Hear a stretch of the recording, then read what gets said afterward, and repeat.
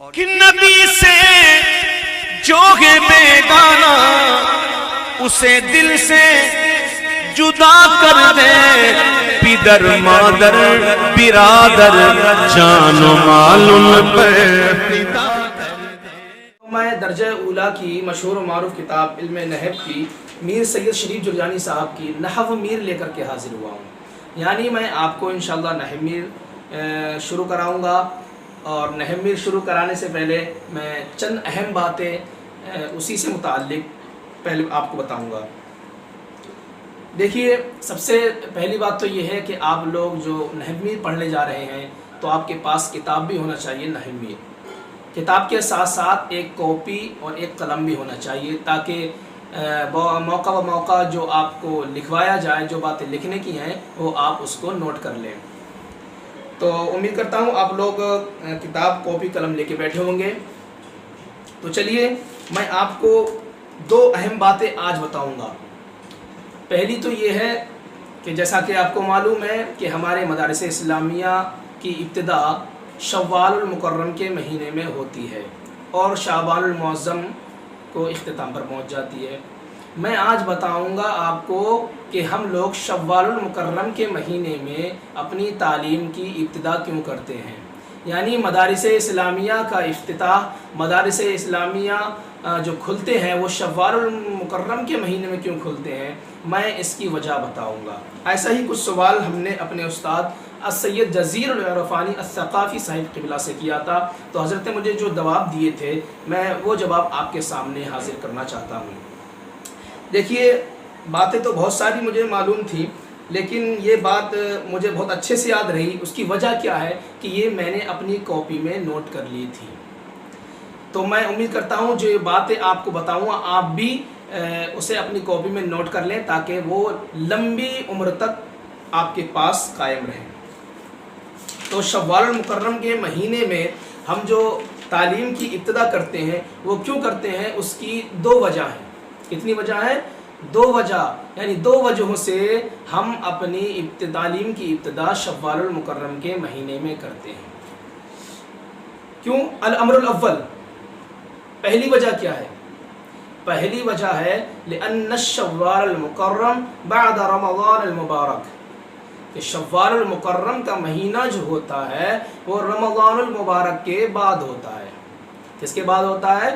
رمضان المبارک کے بعد، کیونکہ رمضان المبارک تقریباً اسلامی مہینوں میں 90 نمبر پہ ہے اور شوال المکرم 10ویں نمبر پہ۔ تو 90 نمبر پہ رمضان، 10ویں نمبر پہ شوال۔ تو شوال کس کے بعد آیا؟ رمضان کے بعد۔ ٹھیک، اتنی بات سمجھ گئے؟ تو آگے چلیے۔ شوال المکرم رمضان المبارک کے بعد آتا ہے، ورمضان المبارک الشہر الذی یبرکنا ویطہر قلوبنا ویصفی اذہاننا، یعنی رمضان المبارک کی برکتیں، رمضان المبارک اتنا برکت والا مہینہ ہے کہ جب وہ آتا ہے تو ہم مومنوں کے دلوں کو پاک کر دیتا ہے۔ کسی بھی قسم کی گندگی ہو، چاہے وہ گناہوں کی ہو یا کسی بھی بد کرداری، بد اخلاقی، کسی بھی طرح کی گندگی ہمارے دلوں میں ہوتی ہے، رمضان المبارک وہ اس گندگی کو پاک کر دیتا ہے۔ وَيَصْفِي أَذْهَانَنَا، اور ہمارے ذہنوں کو صاف و شفاف آئینے کی طرح کر دیتا ہے۔ تو رمضان المبارک کی یہ برکتیں ہیں، اس کا یہ احسان ہے کہ ہمارے دل رمضان المبارک کی وجہ سے پاک و صاف، ہمارے ذہن صاف ستھرے ہو جاتے ہیں۔ تو رمضان المبارک کیا کرتا ہے؟ ہمارے دلوں کو صاف، ہمارے ذہنوں کو صاف کر دیتا ہے۔ وقد راح رمضان، پھر رمضان تو چلا جاتا ہے، ولیکن بقیہ تطہیرہ فی قلوبنا و اذہاننا، لیکن رمضان المبارک کی جو پاکیزگی تھی وہ ہمارے دلوں میں اور ہمارے ذہنوں میں وہ پاکیزگی، وہ صفائی باقی رہتی ہے۔ تو رمضان المبارک کے مہینے کی جو برکتیں تھیں، ان برکتوں کی وجہ سے ہمارے دل صاف و شفاف رہتے ہیں۔ شوال المکرم کا مہینہ جسٹ بعد آتا ہے تو ہم اس حال میں ہوتے ہیں کہ ہمارے دل اور ہمارے ذہن صاف رہتے ہیں۔ اذا درسنا الاستاذ، جب ہمیں اپنے اساتذہ پڑھاتے ہیں، فَكَلَامُهُ يَدْخُلُ فِي قُلُوبِنَا وَأَذْهَانِنَا بِسُرْعَةٍ، تو اس صاف و شفاف دل اور صاف ذہن کے اندر جب استاد ہمیں پڑھاتے ہیں تو ان کا کلام تیزی کے ساتھ ہمارے دلوں میں، ہمارے ذہنوں میں اتر جاتا ہے۔ تو یہی وجہ ہے کہ ہم شوال المکرم کے مہینے میں اپنی تعلیم کی ابتدا کرتے ہیں۔ کیا وجہ ہوئی کہ رمضان المبارک کی وجہ سے ہمارے دل ہمارے ذہن صاف ہو جاتے ہیں۔ جسٹ بعد شوال کا مہینہ آتا ہے، وہ شوال کا مہینہ اس حال میں ہوتا ہے کہ ہمارے دل پاک و صاف رہتے ہیں، ذہن صاف ستھرے رہتے ہیں، تو پھر جو استاذ کا کلام ہوتا ہے وہ تیزی کے ساتھ ہمارے ذہن میں داخل ہو جاتا ہے، ہمارے دلوں پر نقش ہو جاتا ہے۔ اسی وجہ سے ہم شوال المکرم کے مہینے میں تعلیم کی ابتدا کرتے ہیں۔ اچھا، یہ رہی پہلی وجہ۔ اب دوسری وجہ کیا ہے؟ دوسری وجہ شوال المکرم کے مہینے میں تعلیم کی ابتدا کی یہ ہے لأن الشوال المکرم فیہ قد ماتوا کثیر من علمائنا وفقہائنا، کہ شوال المکرم کا مہینہ وہ مہینہ ہے کہ جس مہینے میں ہمارے اہل سنت و جماعت کے کثیر علماء، کثیر فقہا انتقال کر گئے ہیں۔ یعنی اکثر علماء و فقہا کی تاریخ وصال اسی شوال کے مہینے میں ہے، اور ان میں اکثر مصنفین حضرات بھی ہیں، درس نظامی کی کتب کے مصنفین، کتب فقہ کے مصنفین، اکثر مصنفین کی تاریخ وصال بھی شوال کے مہینے میں ہے۔ تو ہم شوال کے مہینے میں تعلیم کی ابتدا کرتے ہیں اس وجہ سے تاکہ ان کی کتابیں پڑھیں، ان کو ایصال ثواب پہنچے، اور ہم ان کے لیے دعائے خیر بھی کریں کہ جنہوں نے ہمیں اتنا سہارا دیا تعلیم حاصل کرنے کے لیے، اور ان کا فیضان ہم پر جاری و ساری رہے، یہ دعا کریں۔ اس وجہ سے ہم شوال المکرم کے مہینے میں تعلیم کی ابتدا کرتے ہیں۔ یہ دو وجہ ہوئی شوال کے مہینے میں تعلیم کی ابتدا کرنے کی۔ اب آئیے دوسری جو اہم بات تھی آج جو میں بتانے والا تھا، وہ دوسری اہم بات یہ ہے کہ ہم جو کتاب شروع کرنے جا رہے ہیں اس کا نام ہے نحو میر، وہ علم نحو کی کتاب ہے، ٹھیک ہے۔ تو اب کوئی بھی کتاب شروع کرنے سے پہلے 10 چیزوں کا جاننا ضروری ہوتا ہے۔ اب چونکہ ہم بھی نحو میر شروع کرنے جا رہے ہیں نا، تو نحو میر شروع کرنے جا رہے ہیں، وہ بھی ایک کتاب ہے، تو ہر کتاب کو جاننے سے، ہر کتاب کو شروع کرنے سے پہلے 10 باتوں کا، 10 چیزوں کا جاننا ضروری ہوتا ہے۔ نحو میر بھی ایک کتاب ہم شروع کرنے جا رہے ہیں، تو اس سے پہلے بھی 10 باتوں کا جاننا ضروری ہوگا۔ وہ 10 باتیں جن کو مبادئ عشر کہا جاتا ہے۔ مبادئ مبدا کی جمع، یعنی جس کا معنی آتا ہے بنیادی باتیں، ابتدائی باتیں، اور عشر معنی 10، تو مبادئ عشر کا معنی ہوا 10 بنیادی باتیں۔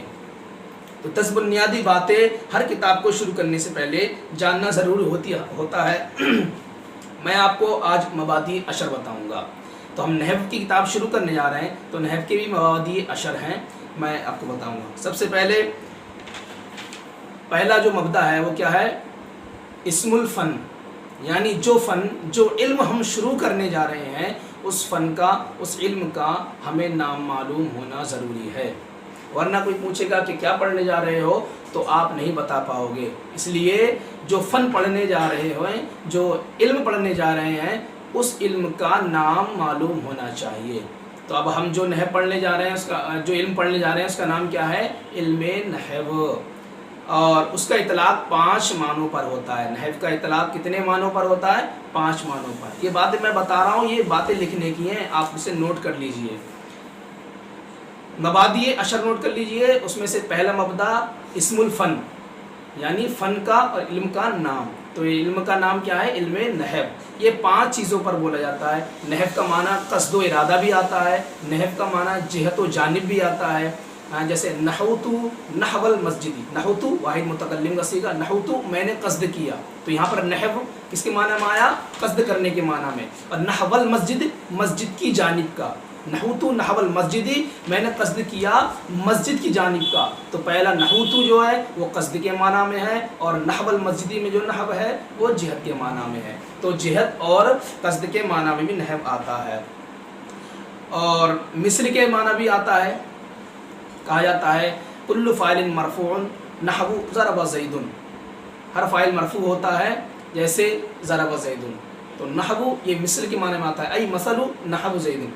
اچھا، اور یہ قسم کے معنی بھی آتا ہے نحو، جیسے کہا جاتا ہے علی ھذا الشیء علی 4 انحاء، کہ یہ شے 4 قسموں پر مشتمل ہے۔ تو انحاء ای اقسام، قسموں پر۔ اور مقدار کے معنی میں بھی آتا ہے، مقدار کے معنی میں آتا ہے. جیسے عندی نحو الفن، میرے پاس 1000 کی مقدار ہے. تو یہ کتنے معنوں کے لیے ہوا نحو؟ قصد و ارادہ، جانب جہت 2 ہو گئے، مثل 3، قسم 4، اور 5واں کیا ہے؟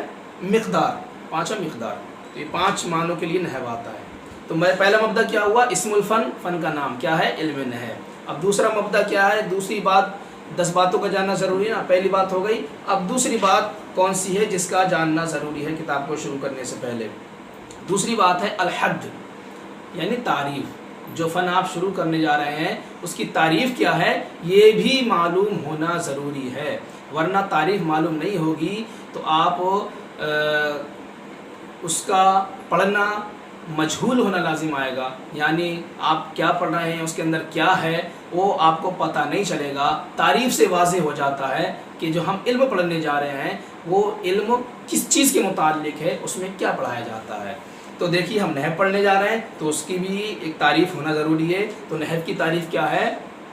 علم یبحث فیہ احوال اواخر الکلم الثلاث اعراب و بناء. یعنی نحو ایسا علم ہے کہ جس میں بحث کی جاتی ہے کلمے کے، عربی کلمے کے آخر کے جو حرکات ہیں ان سے بحث کی جاتی ہے مبنی اور معرب ہونے کی حیثیت سے. ایسا علم ہے، ایسا علم ہے کہ جس میں بحث کی جاتی ہے کلمے کے آخر کے حالتوں سے اعراب اور بنا، یعنی معرب اور مبنی ہونے کی حیثیت سے. علم یبحث فیہ احوال اواخر الکلم الثلاث اعراب و بناء. یہ نحو کی تعریف ہوئی. 2 چیز ہو گئی. اب تیسری چیز جو کتاب کو شروع کرنے سے پہلے جاننا ضروری ہے وہ کیا ہے؟ فن کا، علم کا موضوع.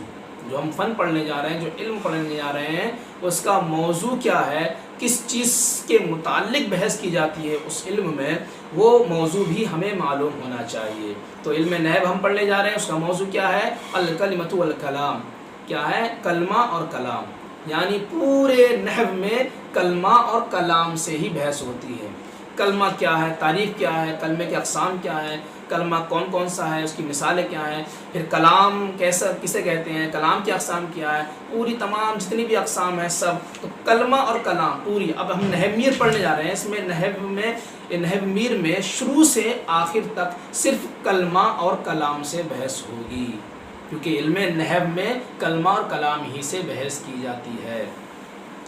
تو علم نحو کا موضوع کیا ہوا؟ کلمہ اور کلام. یہ 3 چیزیں ہو گئیں. اب چوتھی چیز کیا ہے جس کا جاننا ضروری ہے؟ چوتھی چیز ہے الثمر و فائدہ. یعنی اس کا ثمرہ کیا ہے، اس کا فائدہ کیا ہے. جو ہم علم پڑھنے جا رہے ہیں، جو فن پڑھنے جا رہے ہیں، اس فن کا، علم کے پڑھنے کے بعد ہمیں فائدہ کیا ملے گا، اس کا پڑھنے کا فائدہ کیا ہے. تو یہ چوتھی چیز یہ بھی جاننا ضروری ہے. تو ہم علم نحو پڑھنے جا رہے ہیں، علم نحو پڑھ کر ہمیں فائدہ کیا ملے گا، کیوں پڑھا جاتا ہے علم نحو. تو اس کی وجہ کیا ہے، کیا فائدہ ہے اس کا؟ صون اللسان عن اللحن والخطا. صون اللسان عن اللحن والخطا، یعنی زبان کا عربی کلام میں ہونے والی خطا سے محفوظ ہونا. یعنی جب ہم علم نحو پڑھ لیں گے تو عربی کلام میں جو ہم سے خطا ہوتی ہے وہ خطا ہم سے نہیں ہوگی، کیونکہ ہمیں اس کی جانکاری آ جائے گی. تو علم نحو پڑھ کر کیا فائدہ ہوا؟ زبان کو عربی کلام میں ہونے والی خطا سے محفوظ رکھنا. یہ چوتھی چیز ہو گئی. پانچویں چیز جس کا جاننا ضروری ہے وہ کیا ہے؟ فضلہ. یعنی جو ہم علم پڑھنے جا رہے ہیں اس کی فضیلت کیا ہے، کیا اہمیت ہے اس کی، علم کی کیا فضیلت ہے. تو اب علم نحو پڑھنے جا رہے ہیں، اس کی فضیلت کیا ہے؟ اس کی فضیلت یہ ہے کہ اس کی فضیلت ایک فضل عظیم ہے. کیونکہ یہ وسیلہ ہے اللہ اور اس کے رسول کے کلام کو سمجھنے کا. نحو پڑھ کے ہم عربی کلام سمجھتے ہیں، اور اللہ اور رسول کا کلام، یہ اللہ کا کلام یعنی کلام اللہ یہ بھی عربی زبان میں ہے، اور رسول کا کلام یعنی احادیث مبارکہ یہ بھی عربی کلام ہے. تو ہم اللہ اور اس کے رسول کے اقوال کو अहकाम को हम अच्छी तरह समझ जाते हैं। ये समझने का वसीला कौन है? इल्म नहव। तो ये फजीलत है इल्म नहव की कि हम अल्लाह और रसूल के कलाम को समझने की ताकत हो जाती है हमारे अंदर। 5 चीज़ हो गई। छठी चीज़ है निस्बत। निस्बत कौन सी है इस इल्म में? तो निस्बत बता दूं आपको, तबायुन की है, यानी इख्तिलाफ की निस्बत है। कैसे कि जो इसके मसाइल हैं, इसके कवायद हैं इल्म नहव के, वो मसाइल और कवायद क्या है? दूसरे उलूम में नहीं हैं। यानी ये इल्म जो है दूसरे उलूम से बिल्कुलिया मुमताज़ है। मौज़ूआत के एतबार से भी कि इसका मौजू कलमा और कलाम है, दूसरा किसी भी इल्म का मौजू कलमा और कलाम नहीं है। तो इसका निस्बत क्या है? इसमें तबायुन की निस्बत है इल्म नहव में। 7वीं चीज़ जिसका जानना ज़रूरी है वो क्या है? इस्तिमदाद। इस्तिमदाद यानी इसको हासिल करने के लिए किन किन चीज़ों का सहारा लेना पड़ता है। तो अब इल्म नहव पढ़ लेने के लिए हमें सहारा लेना पड़ता है अल्लाह और रसूल के कलाम का और अशारुल अरब, शुअराउल अरब का, है ना, कि जो अरब के शुअरा हैं उनके अशार हैं, उन अशार का हमें सहारा लेना पड़ता है इस इल्म नहव में। और 8वीं चीज़ है हुक्म, कि जो फ़न हम पढ़ने जा रहे हैं उस फ़न का हुक्म भी मालूम होना चाहिए। तो हम इल्म नहव पढ़ने जा रहे हैं, इसका हुक्म क्या है? इल्म नहव का हुक्म आपको बता दूं, इसका हुक्म है कि इसको हासिल करना फ़र्ज़ किफ़ाया है। इल्म नहव को हासिल करना क्या है? फ़र्ज़ किफ़ाया है। यानी दौर हाजिर में या हर दौर में एक शख्स ने भी हासिल कर लिया तो बाकी मुस्लिमीन, आमतुल मुस्लिमीन इससे क्या है? बरी ज़िम्मा हो जाएंगे। अगर दौर में कोई भी आलिम नहीं है, किसी ने भी नहव नहीं सीखा तो सब के सब गुनाहगार होंगे। तो अगर और एक ने भी सीख लिया तो फिर लोग गुनाहगार नहीं होंगे, बाकी मुस्लिमीन क्या है? इससे बरी ज़िम्मा हो जाएंगे। 8 चीज़ हो गई। अब 9वीं चीज़ क्या है जिसका जानना ज़रूरी है? 9वीं चीज़ है मसाइल, यानी जो फ़न पढ़ने जा रहे हैं हम उसके मसाइल क्या हैं। तो मसाइल इसके मुख्तलिफ हैं, बहुत सारे मसाइल हैं। या तफर्रउ अल इल्म, है ना, इस इल्म से क्या है? बतेरे मसाइल मुतफर्रे होते हैं, मुस्तंबत होते हैं, इससे निकलते हैं इल्म से। इस इल्म नहव से निकलने वाले मसाइल बहुत हैं, जैसे हर फ़ाइल का मरफू होना ये मसला है, और हर मफ़ऊल का मंसूब होना ये भी मसला है, तमीज़ का मंसूब होना, हाल का मंसूब होना, ये सब क्या है? इसके मसले हैं। तो ये तमाम मसाइल हैं, तो इन मसाइल का जानना ज़रूरी है। तो मसाइल जो इस नहव में होंगे वो भी हम जानेंगे। 10वीं चीज़ है जिसका जानना किताब को शुरू करने से पहले ज़रूरी है। 10वीं चीज़ है वाज़े। वाज़े, वाव अलिफ ज़ाद ऐन, वाज़े यानी इसको वज़ा करने वाले, है ना, इसको क्रिएट करने वाले कौन हैं? इस इल्म को किसने वज़ा किया है? तो बता दूँ, इस इल्म को वज़ा किया है